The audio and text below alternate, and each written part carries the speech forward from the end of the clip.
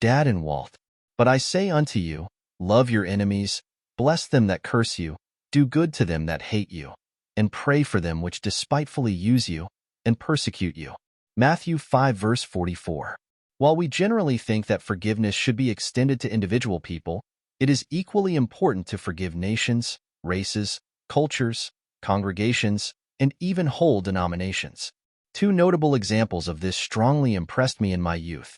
In August 1942, the destroyer on which my father was serving was sunk at Guadalcanal by Japanese bombers, and 56 crew members went with it to the bottom of Salvo Sound.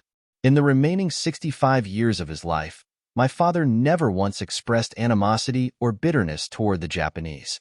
We understood forgiveness to be a biblical principle. Years ago, I worked in a hardware store where a man named Walt was a regular customer. Although he considered himself a Christian, Walt refused to buy any products made in Japan. He had seen many of his Marine Corps friends killed by the Japanese while serving in the South Pacific during World War II. The war had ended more than 40 years earlier, but Walt had neither forgotten nor forgiven. I have often been saddened by the bitterness and lack of forgiveness in professing Christians who continue to nurse ill feelings toward congregations or denominations where they formerly were members. Quick to fault the ministers or the people, they seem blind to the self-destruction their unforgiveness is causing. One day, as I visited with Walt, he came to see the sinfulness of his attitude and repented of it. The next week he came into our store, and with a big grin he bought a whole handful of tools with the label "Made in Japan."